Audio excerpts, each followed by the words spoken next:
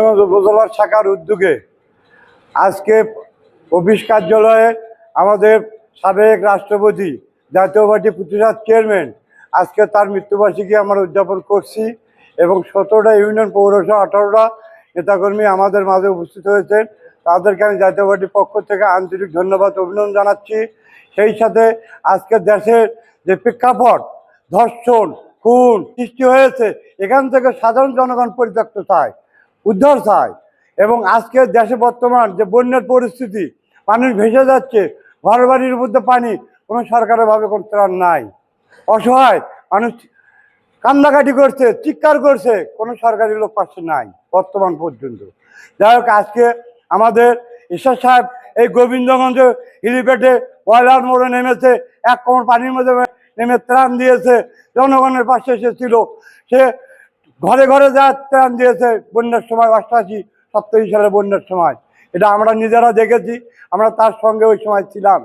আজকে সেই নেতা আমাদের মাঝে নাই, খুব দুঃখ ভারাক্রান্ত নিয়ে।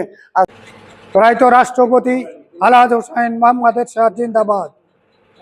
আমি আজকে এই এরশাদ সাহেবের মৃত্যুবার্ষিকী উদযাপন লক্ষ্যে আমার গোবিন্দগঞ্জ উপজেলার 18টি ইউনিয়ন থেকে আগত সকল জনসাধারণকে আমার সালাম জানাই।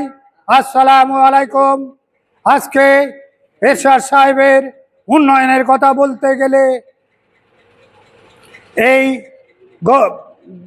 গোটা বাংলাদেশের 464টি উপজেলাকে থানাকে উপজেলার রূপান্তরিতকরণ এবং 64 জেলাকে মহকুমাকে জেলা রূপান্তরিতকরণ এবং সেইখানে বেকারদের কর্মসংস্থান সৃষ্টিকরণ এবং সকল বেকারের বেকারত্ব দূর করে দেশের উন্নয়নের জন্য উনি যা করেছেন তার হিসাব এ বাংলাদেশের কোনো সরকার আজও দিতে পারেনি। কারণ যে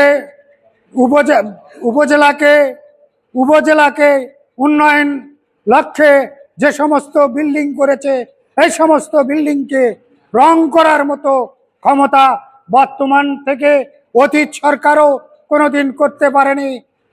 এবং দেশের উন্নয়ন করলে আলহাজ হুসাইন মোহাম্মদ এরশাদই এদেশের উন্নয়ন ঘটাইছে এবং এদেশের বেকারত্ব দূর করেছে।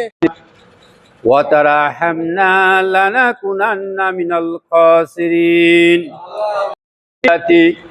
ربنا وتقبل دعاء এই জলসায় যে আয়োজন হয়েছে, আল্লাহ